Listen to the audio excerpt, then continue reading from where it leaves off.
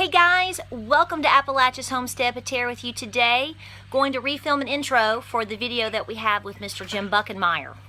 So we wanted to make sure that you understood exactly what we were and what we were doing and all of that sort of stuff. Plus, you get to see the goodies that we have borrowed from Jim. He's so sweet. He called and messaged me and said, hey, you've got all that lard. Do you need A, B, and C, and D, and E, and F, and G? And I was like, what? So...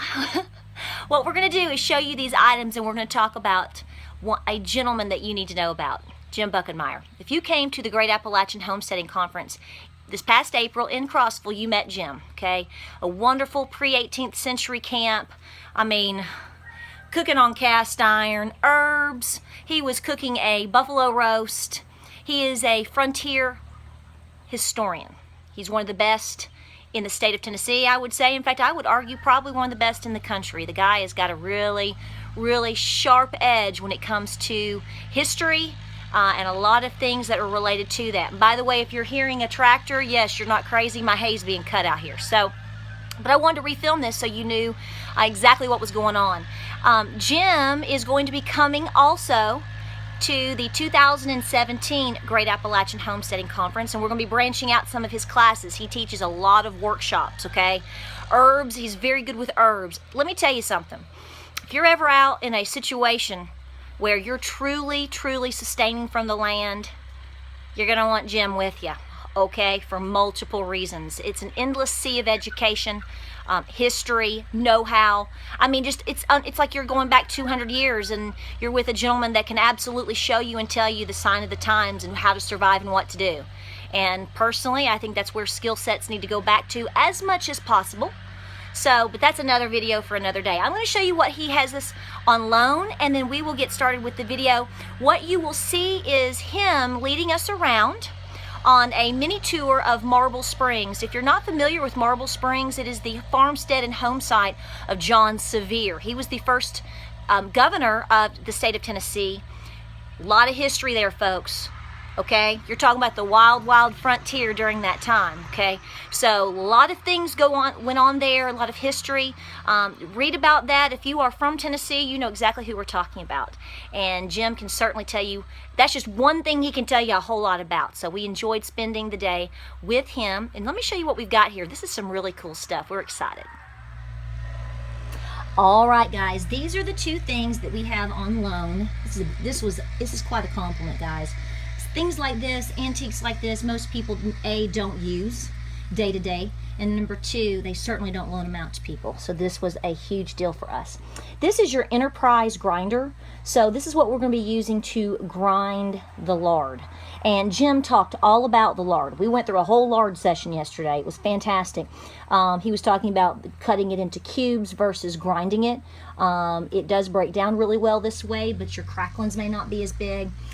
So we're going to do several methods. We're going to play with this, guys. I've told you before, this is, you know, this whole deal with getting back our own meat is new to us. But he will point blank tell you, if you lived on the frontier, guys, you lived off of pork and pig.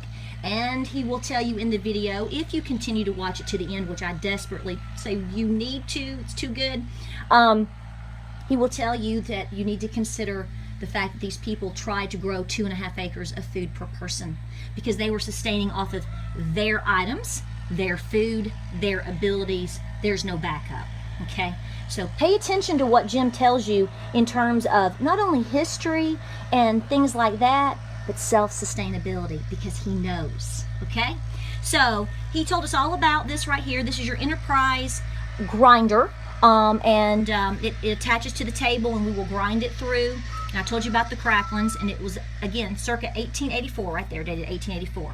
This is your press. We will be pressing the lard in here, okay? So it unhinges, you will crank it, yada, yada, yada. And right down here is where we will attach, we have the parts down in here, you will attach the tube and it will come out through the spout here, if you will, and then we will strain it through strainer and muslin. Okay, and he went over all of this with us. So, and I told him, I said, now Jim, you know I'm gonna be calling you. And he said, heck, I'll just come up there. So, you know, it's always a fun time with him. So these are the things that are on loan that we're gonna be using, and it's gonna be pretty awesome, don't you think? This is the deal here, guys. But again, watch the video. listen to the things that he says, and we just try to touch upon some things.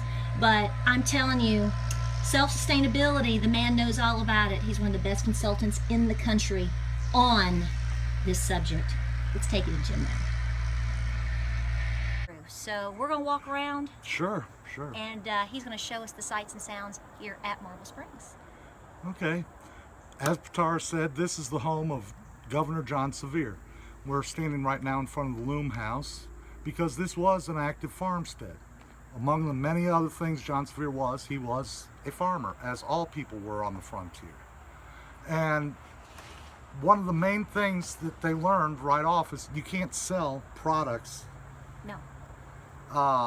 from a farm back over the other side of the mountains. Right. You had to process it. Yes.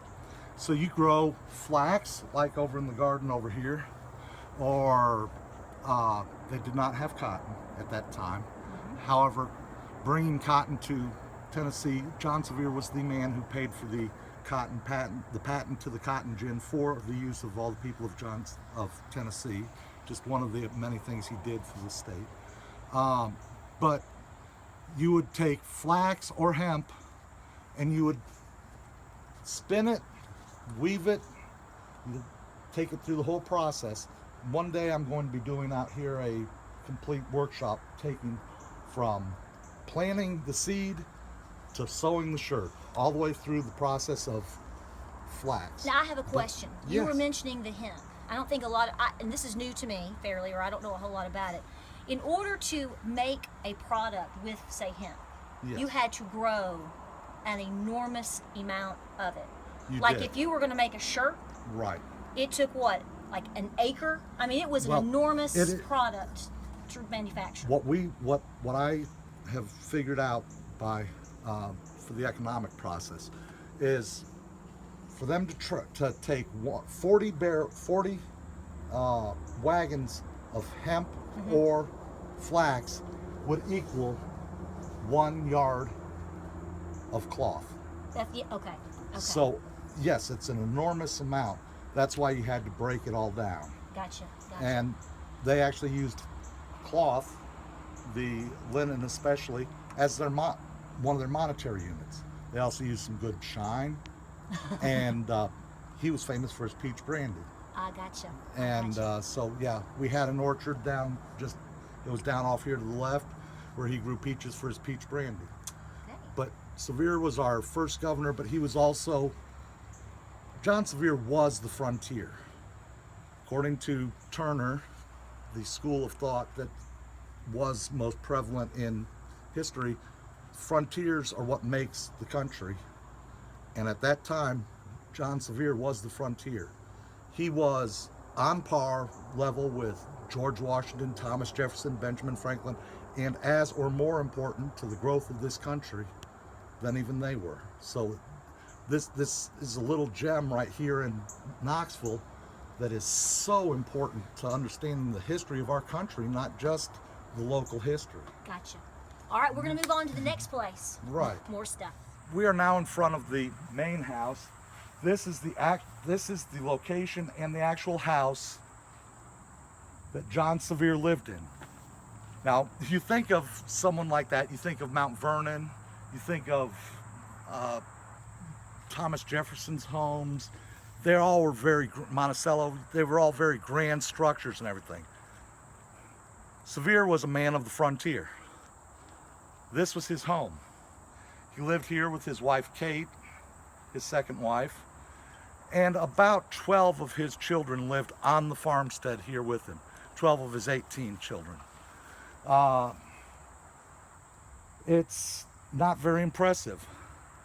However, he did entertain many very famous people, including royalty at one point. Louis Philippe was once entertained in this home, who later became the King of France.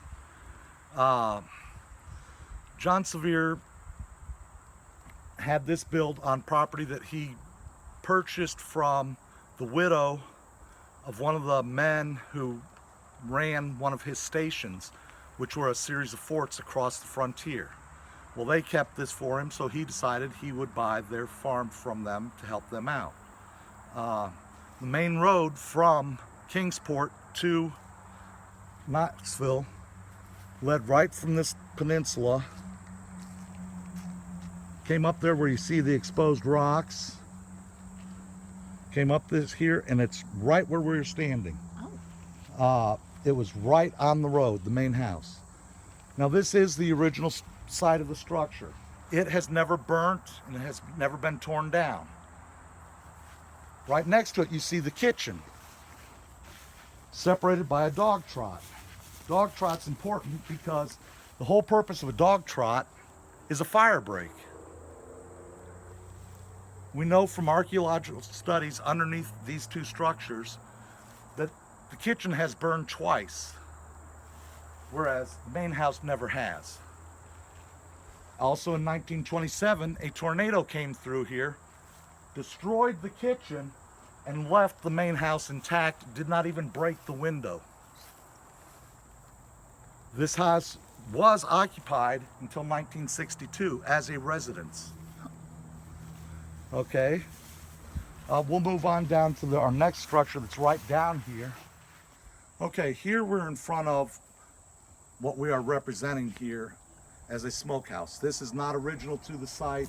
It was brought here from about 1.5 miles down the road here, down on Newbert Springs. It is from the same era. We use it to represent a smokehouse. However, there's a problem. There's no charring on the inside, there's no soot, there's no smoke. This was, according to the original owners, the slave quarters from the property that was on there. This was one of their homes. Not very stylish, but it basically is what it is. You know, I don't want to whitewash any history ever. And it's kind of ironic that we have it there, because after doing archaeology, we did find out that the original primary slave quarters stood right here. This was the home of the main family that were the patriarch and matriarch of the main family that were Sevier slaves. And it was right contingent to the house.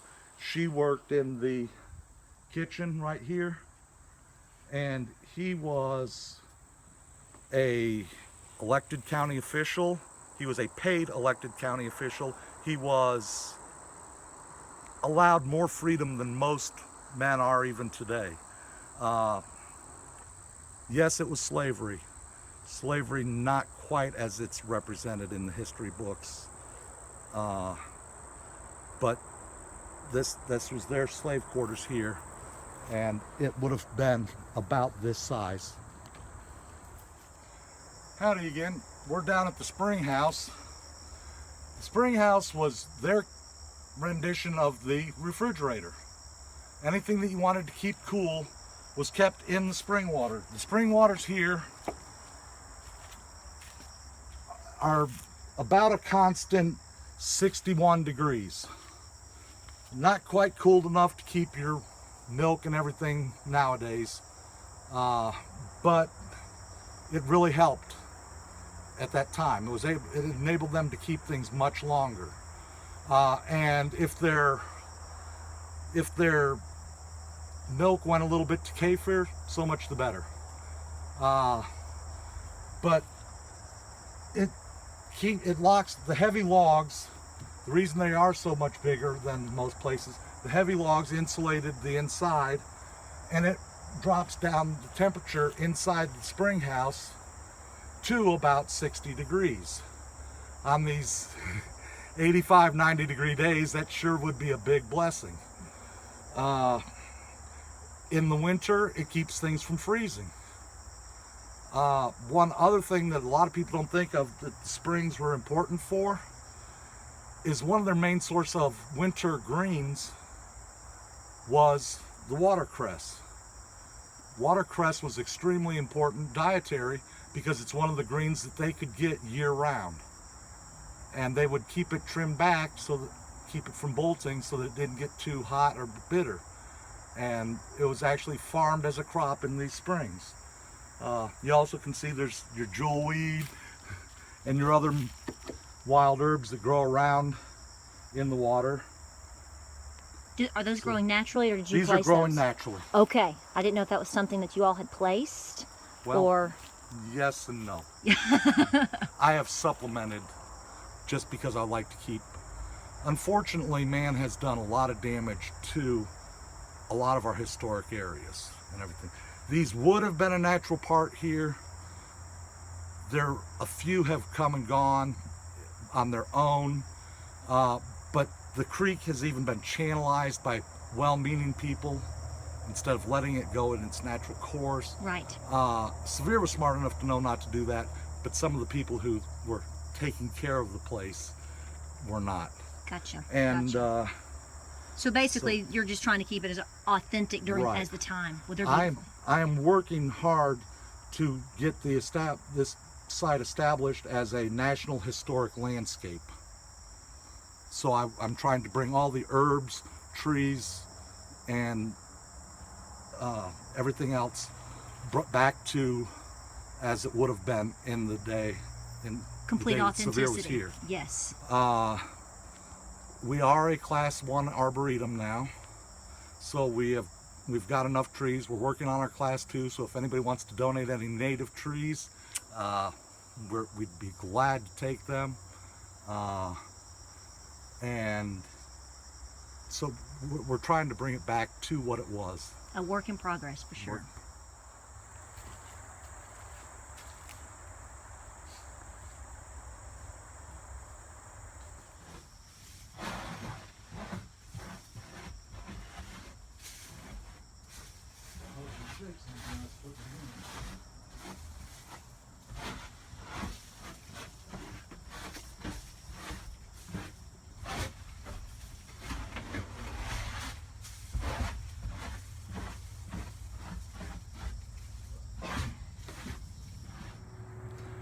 Okay, now we're in front of the tavern.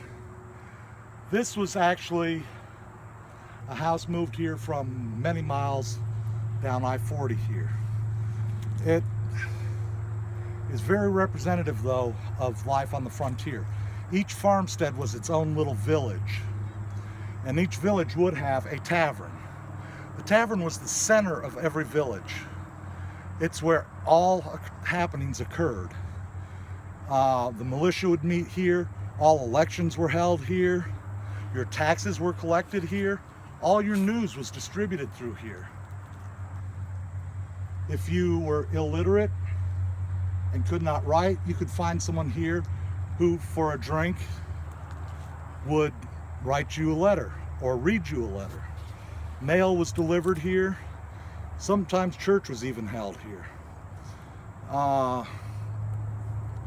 It was where most political, most military, most community affairs were settled and taken care of. It was vital. A tavern was not just a place to come and drink. A tavern was a hotel. A tavern was a stable. They would take care of your farm, your horse and other animals. During drives, livestock drives, they had pens around it and they would feed the livestock. They had food on at all times. Many of the customs of the day were a little unusual.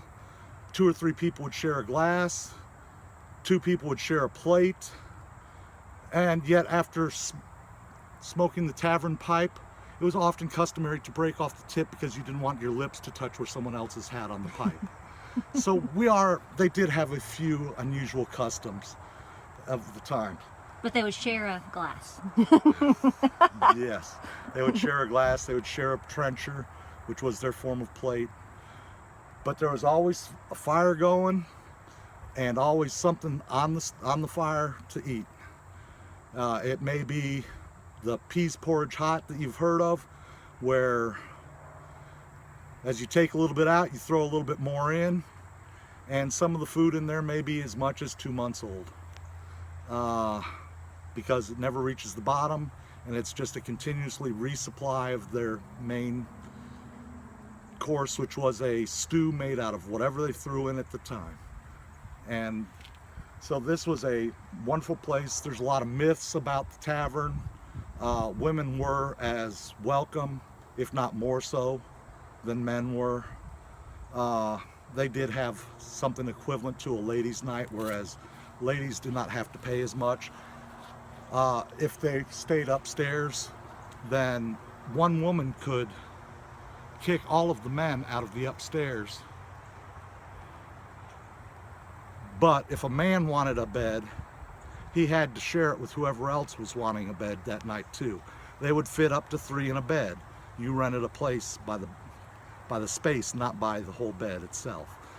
So this is the heartbeat of the village. This was the heartbeat of the village, and would have been here at the time. However, unfortunately, the ravages of time did remove the original tavern. But it is believed this is the site of the original tavern.